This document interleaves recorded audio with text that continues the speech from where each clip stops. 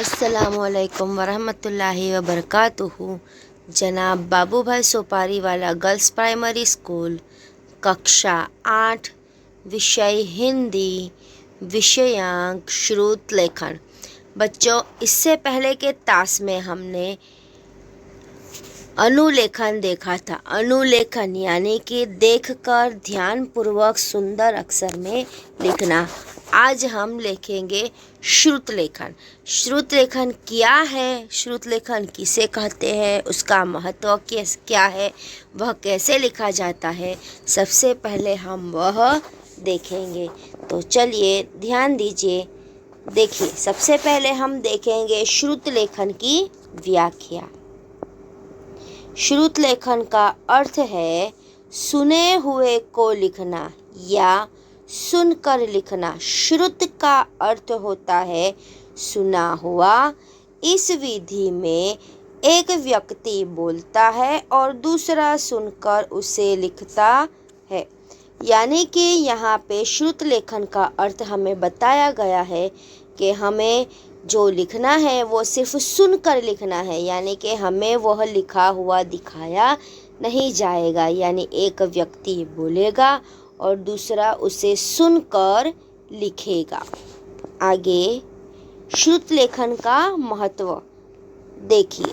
Number 1, यह मनोवैज्ञानिक विधि है।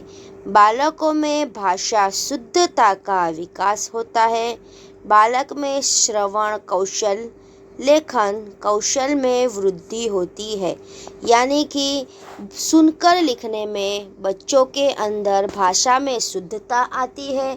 भाषा किस तरह से सही से लिखी जाती है वो होता है। और श्रवण करना यानी सुनना, सुनकर बिना देखे लिखने का भी कौशल की वृद्धि होती है। आगे अब हम देखेंगे श्रुत लेखन के लाभ।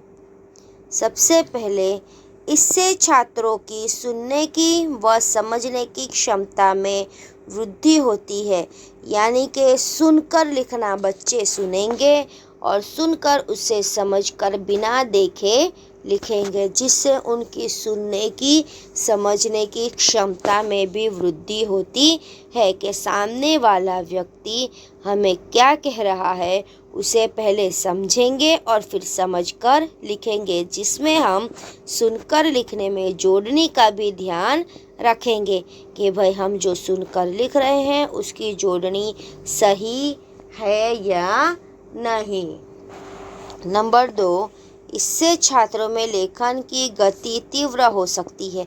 यानी कि सुनकर लिखना, जब सुनेंगे तो सुनकर हमें लिखने की झड़प में भी तीव्रता आएगी, गति में भी तीव्रता आएगी, क्योंकि बोलने वाला व्यक्ति एक के बाद एक बोलता जाएगा, जिससे हमारा लिखना बाकी न रह जाए।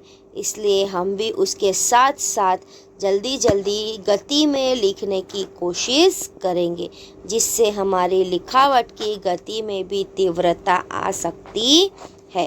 तो चलिए अब हम लिखेंगे अनुलेखन, अश्रुत लेखन। श्रुत लेखन कैसे लिखेंगे?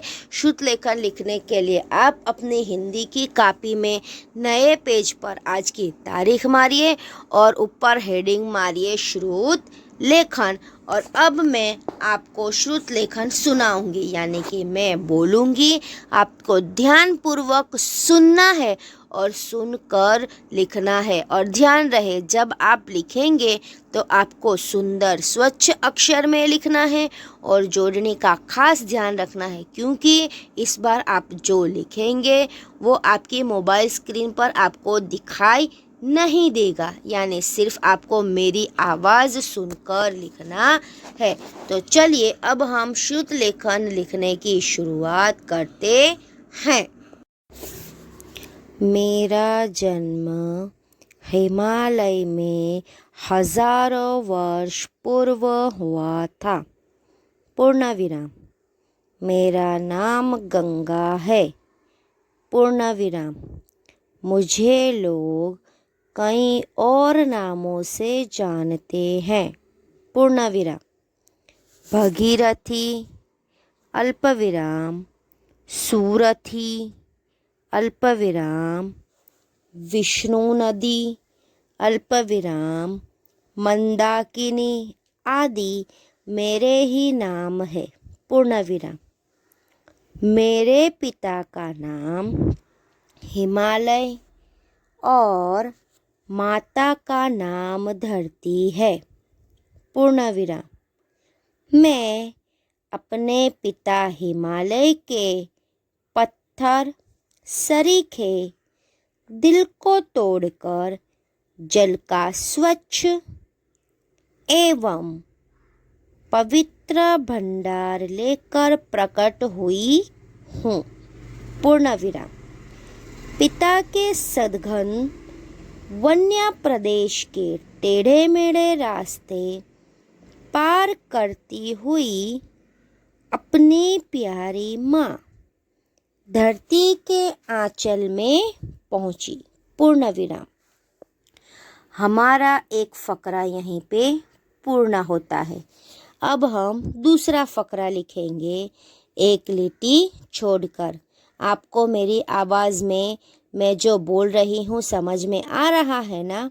अच्छे से जोड़ने का ध्यान रखते हुए लिखिए। दूसरा फकरा, मुझे अपने प्रियतम सागर से मिलने की जल्दी थी, पूर्ण विराम। मैं सारी बाधाओं का सामना करते हुए उफनती आगे ही बढ़ती चली गई, पूर्ण विराम। पिता का घर छोड़ने के बाद मैंने अपना संसार खुद सजाया, पूर्ण विराम। मैं जैसे जैसे आगे बढ़ती गई अल्पविराम मेरे रूप में निखार आता गया, पूर्ण विराम। मेरे अवतरण से धरती पर आनंद और खुशी का समा बंध गया, पूर्ण विराम। मुझे इस धरती को स्वर्ग में बदलने की धुन सवार थी, पूर्ण विराम। अब हम तीसरा फकरा लिखेंगे। लिखिए, मेरा महत्व इस धरती पर बहने से घटा नहीं, अल्पविराम, बल्कि और बढ़ गया, पूर्ण विराम। मेरे तट पर बड़े बड़े ऋषि मुनि बैठकर तपस्या करते हैं, पूर्ण विराम।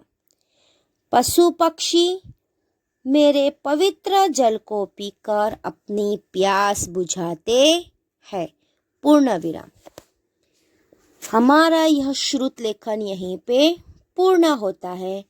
आशा करती हूँ कि आपको समझ में आया होगा और आपने अच्छे से लिखा होगा, जोड़ने का ध्यान रखते हुए।